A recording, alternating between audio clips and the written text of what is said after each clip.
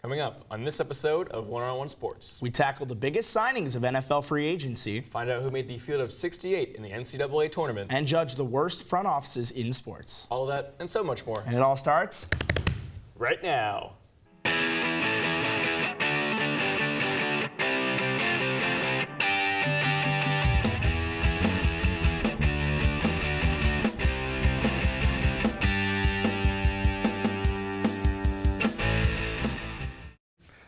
Hello and welcome to this week's episode of One-on-One Sports. My name is Andrew Vandellis. And I'm Matt Holzapfel. Let's get started with this week's Quick Hitters.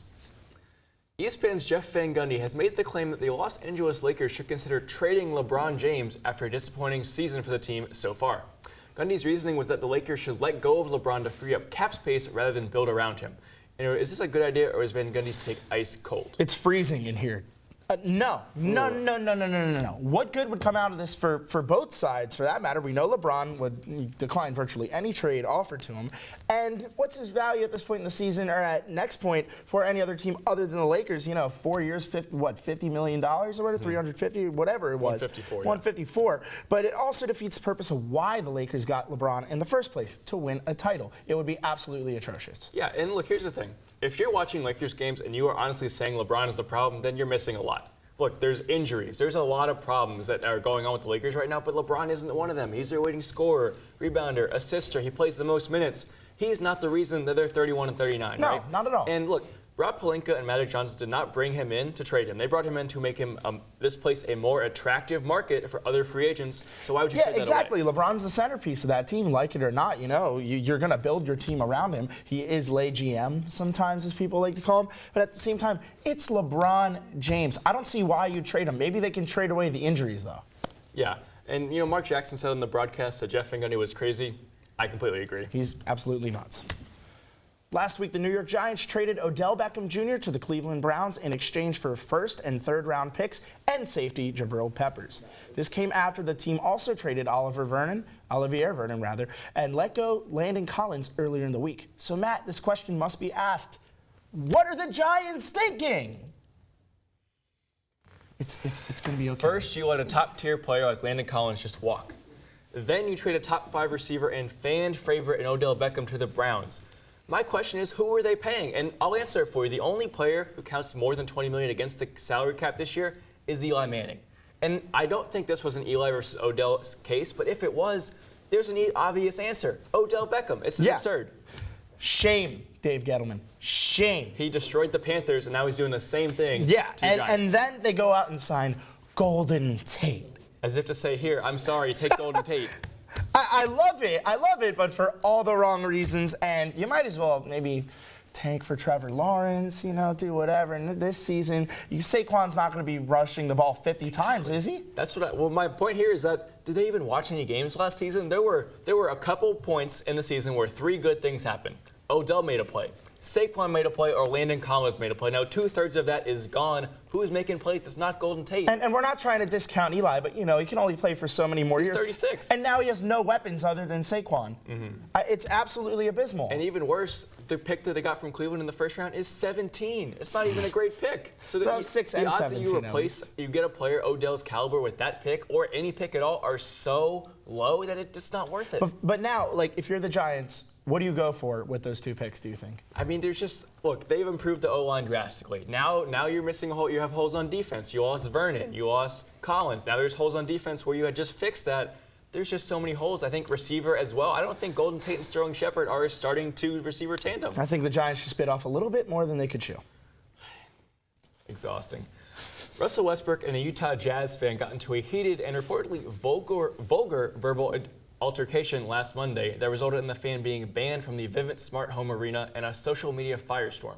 The question everyone is asking, Andrew, who was wrong in this situation? It's absolutely the fan. I can't really fault Russell Westbrook for doing what he did. You're in the heat of the moment, your adrenaline's rushing, and then someone talks smack like that, you know, very, very personally directed, and none of that needs to be repeated.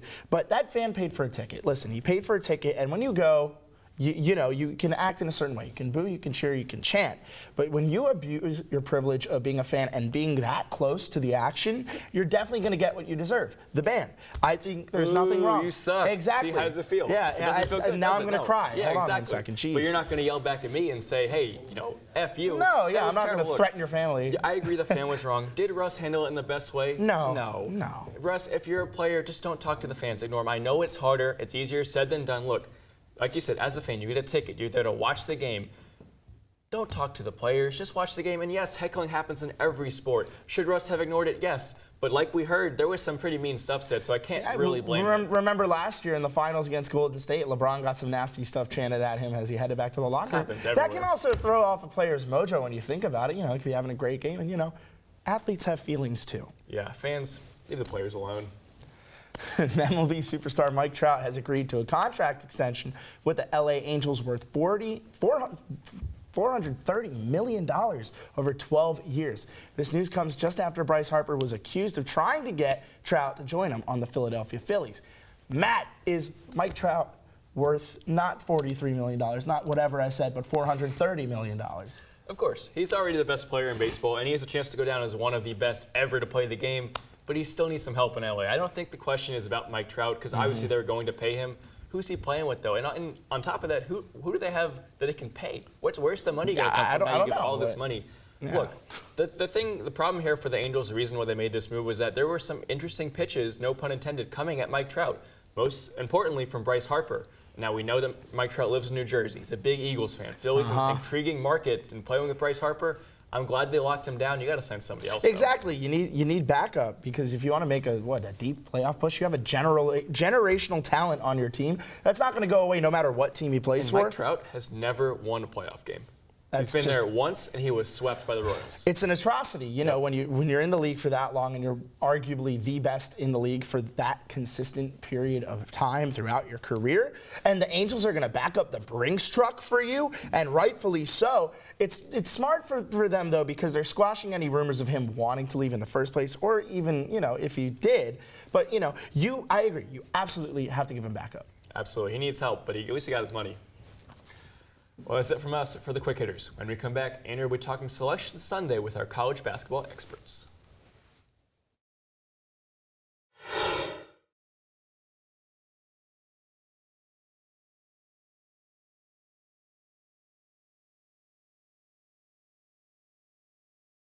Zion Williamson's triumphant return from a knee injury propelled Duke to a record 21st ACC championship over the weekend.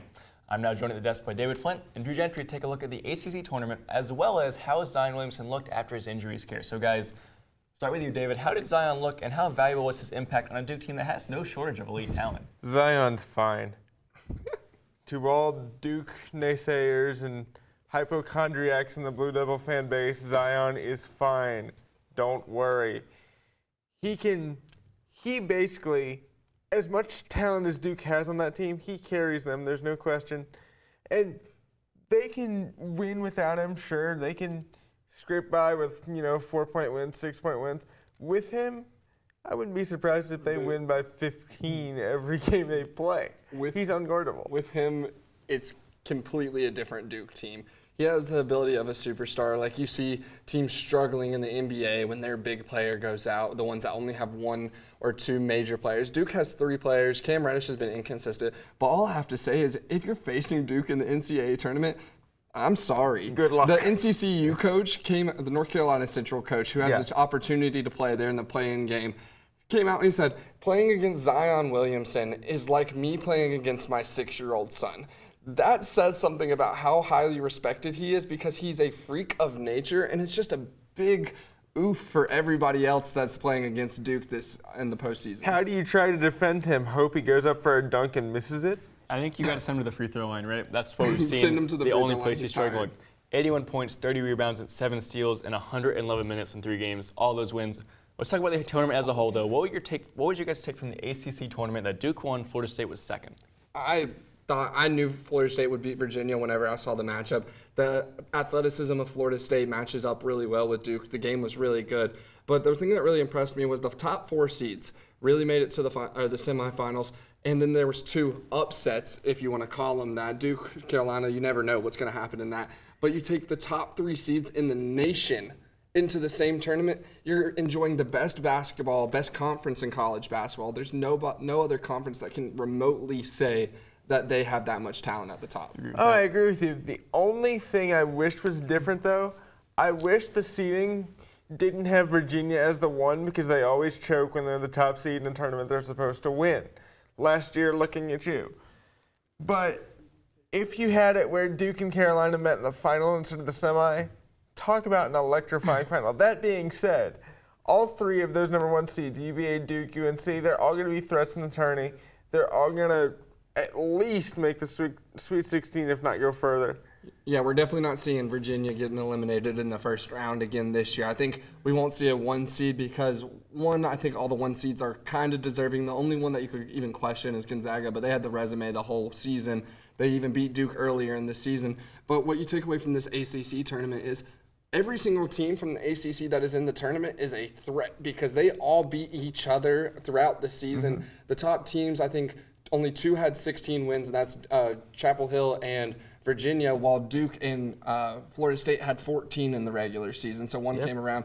And that's really something about this conference is it's so top-heavy, but it's still very deep in that middle section that goes about 500. Those teams are 20-plus win teams in the conference. Yeah, I mean, Syracuse is not a bad team. And they scare Duke. Exactly. ACC is still the best tournament in basketball, right, guys? Absolutely. Can't be stopped. All right, well, that's the final buzzer for Conference Tournament Weekend. When we return, Andrew will be joined by Zach Chofie and Christian Carmi to take a look at Selection Sunday. Stay tuned.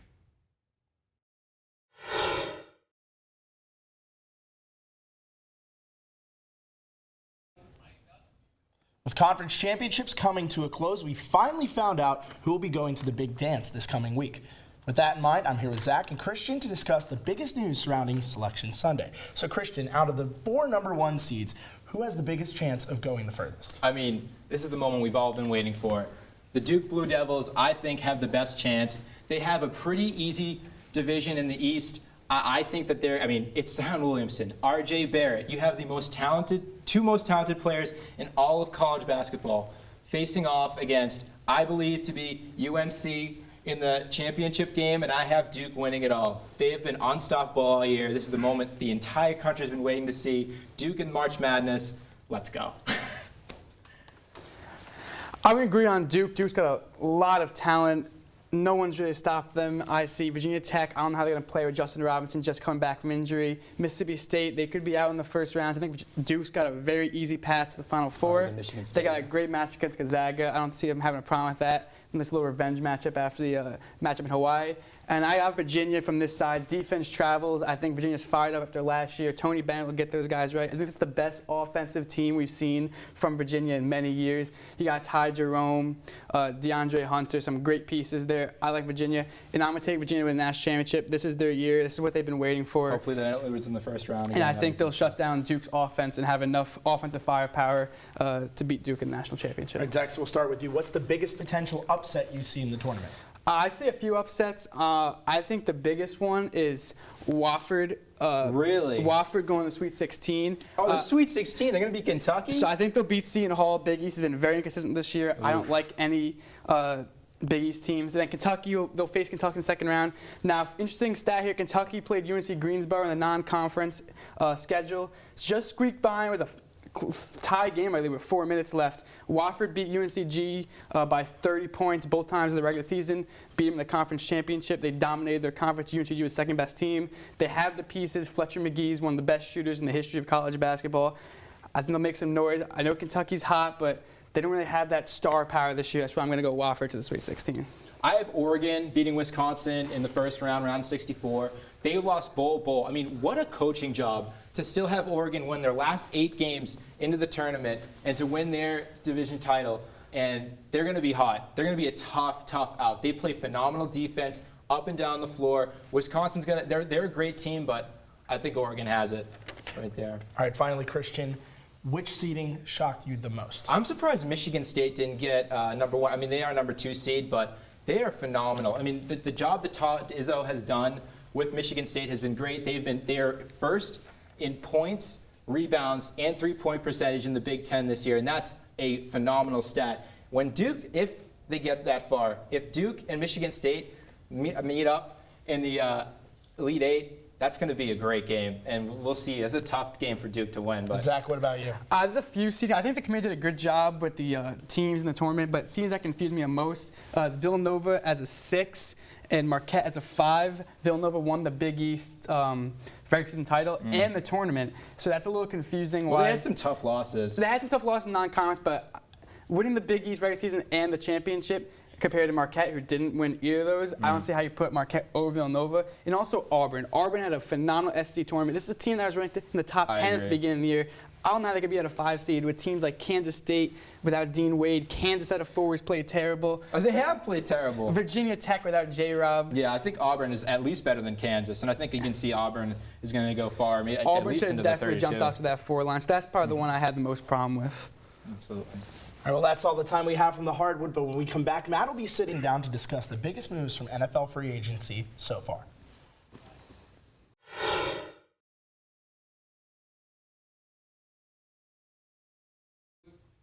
This has been an eventful few days in the world of football, with players moving teams through free agency and trades all around the league.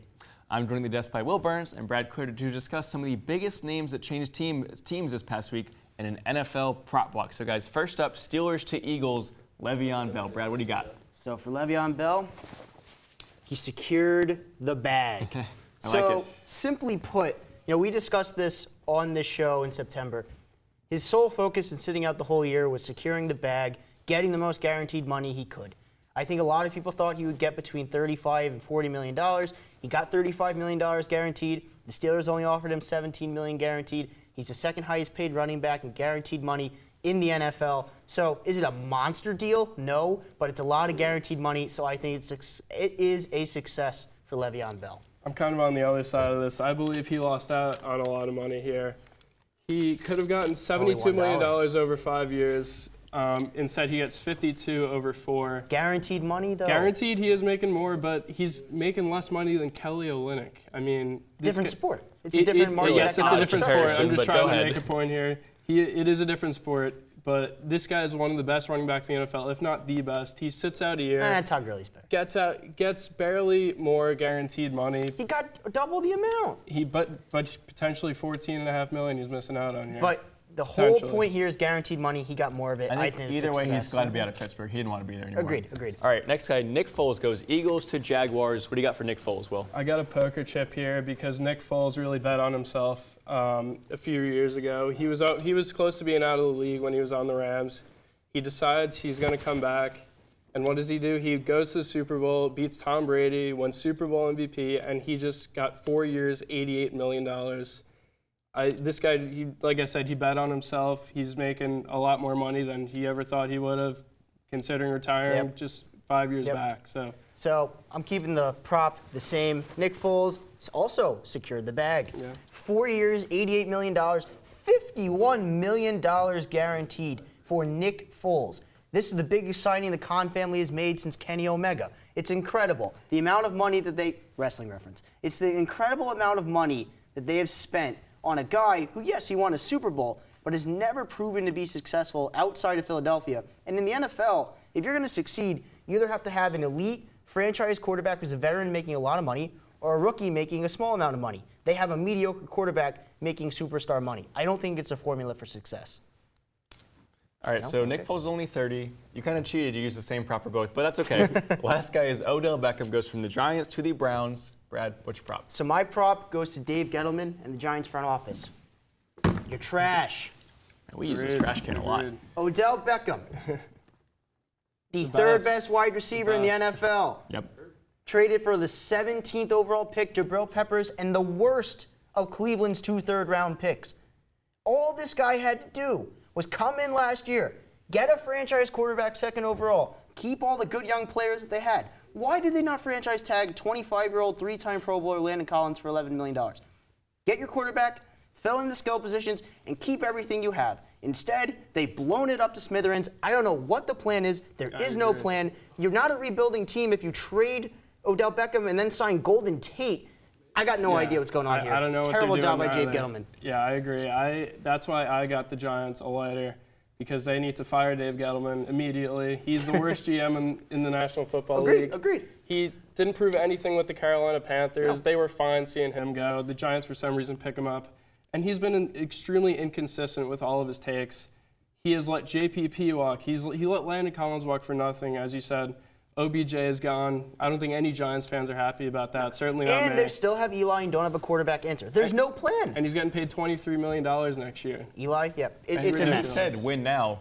They're not winning anything now. This team has no plan. The countdown for the NFL New Year might be over, but we're not leaving just yet. Up next, Andrew will sit down with Manny and Luis to discuss the winners and losers of the NFL offseason.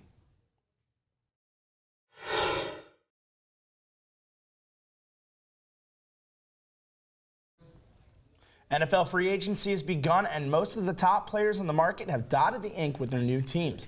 A few teams cleaned shop, a few made some big trades, while others loaded up for the draft. With that in mind, I'm here with Luis Mueller and Emmanuel Tope to discuss the NFL's biggest winners and losers so far. So, Manny, give us your winner. Okay, hold on. I got to prepare myself to try to say this. I actually really like what John Gruden and the Oakland Raiders did. Okay, I'm sorry, it was difficult. Say that one more time. John Gruden and the Raiders. Ooh, okay. All right, we got it. But actually, all jokes aside, I actually am really impressed with the Raiders and their kind of offseason that they've had. They picked up Antonio Brown for a 3rd and a 5th round. But also looking at some of the pieces around that. You have Tyrell Williams, who's 5th in the NFL in yards per catch since he joined in 2015. They added Trent Brown, who's a left tackle, and that way they can slide Colton Miller to the right side. I mean, they're doing actually great things for their team as well as for the future as well. LaMarcus Joyner, I mean, I'm just so surprised. They're actually trying not to tank. I know, it's weird. I'm not used to this. So, And not like what only they that, did. the Oakland Raiders have something to prove after last year. Last year was a terrible year for them. Oh, Luis, who's your absolutely. winner? I have to go with the Cleveland Browns. They have more to prove after 2 years ago when they didn't even win a game. They got Kareem Hunt. I know he's suspended for 8 games to start the season, but he's still a great running back. Absolutely. Great running back. He has 27 games started, 453 rushes, over 2,000 yards, and 15 touchdowns. He's a generational talent. Not only did they get him, they got OBJ. Yes. OBJ from the Giants, they didn't give up much at all. They gave up Jabril Peppers, which their defense is lackluster. But OBJ is another generational talent that they could absolutely. build around. Absolutely. Now you have all these offensive powers. Look at what the Chiefs did with their offense last year. They were one of the best teams in the league, if not the best. All right, Luis, so who is your biggest loser of free agency so far? I'm sorry, Manny. I gotta say it. The Don't do it. Pittsburgh Steelers. Oh man, the Steelers. they did so bad, so bad. They were second in the AFC North last year. They were up there. They could have made the playoffs, and they lost 2 of their best players. Oh, I know. 2. I know. AB and Le'Veon Bell. Oh, yeah. And you know what they got out of it? Absolutely nothing. 3rd and a 5th round pick. That's it. Out of 2 of the league's top players, a 3rd and a 5th round pick, Manny. It can't be worse. All right, let's stop bullying the man and Manny. I've So been through who's your enough. loser? I've struggled enough this year. So mine has to be the Giants. At least I can always laugh at the Giants. I mean, they traded their best wide receiver, their best player on offense in OBJ, as well as they traded their best pass rusher, Olivia Vernon, for, I mean, the way that Vernon has played, as well as last year was his best season. Only played 11 games, but he still had 7 sacks.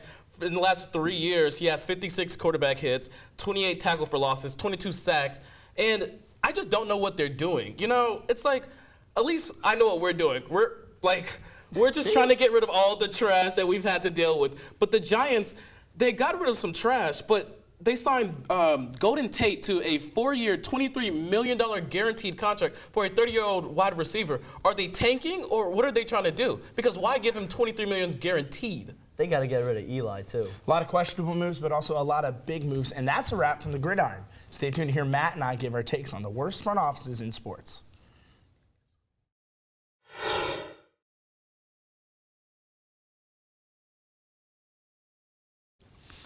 For every franchise that always finds a way to win, there's those that just can't seem to get it right. Andrew, what are some of the worst front offices in the world of sports? I'm going to go over a near 20-year period, the Cleveland Browns from 1999 to 2017. Nobody can forget the quarterback carousel. Couch, Dilfer, Anderson, Whedon, McCoy, Manziel, RG3, Kaiser, and more. Oh my. I was gonna say and more. Now, thankfully, Baker Mayfield seems to be the guy. For 20 years, it was abysmal to say the least. Obviously, it wasn't just quarterback problems. They just didn't have any real standout talent. Maybe Joe Hayden, Joe Thomas. That's it. A lot of Joes. And when you become a team where you hear their name and you're like, oh, they lost. Like, But you know what? that's bad. John Dorsey and Freddie Kitchens seem to be getting it right with this Baker Mayfield kid. About time, honestly. I am so sorry for the fans, but they deserve this, right? I went to the NBA, the Sacramento Kings, and I know you hear the Kings, oh, they're not always last, they're not always top 5 pick, and you're right. However, no NBA team has been more consistent than the Kings. They have won between 22 and 33 games each of the last 9 I guess that's a way seasons. that's a way to describe consistent. Yeah, their average end of the season ranking, 25th, and that's the last 9 years, so they're just consistently bad. Look, this is the team that traded Isaiah Thomas to Phoenix in 2014 before he was an All-Star. A team that passed on Kemba, Klay Thompson, and Kawhi Leonard to draft Jimmer Fredette. And a team that had Hassan Whiteside on their G League team, but then let him go before he was like Hassan Whiteside. So a lot of guys have come through Sacramento. Not a lot of guys have stayed in Sacramento and made a big name for themselves. A lot of bumpy, pats in the road for both of these teams. And the final whistle signals. That's all we have for this episode of One-on-One Sports. Thank you to all of our talent, producers, crew, and you, the viewer, for tuning in. If you liked what you saw and you want to see more, be sure to check us out on Facebook, YouTube, Instagram, and Twitter, all at One-on-One Sports. Well, that's all from us here in the studio, Matt. So until next time, Whose side are you on?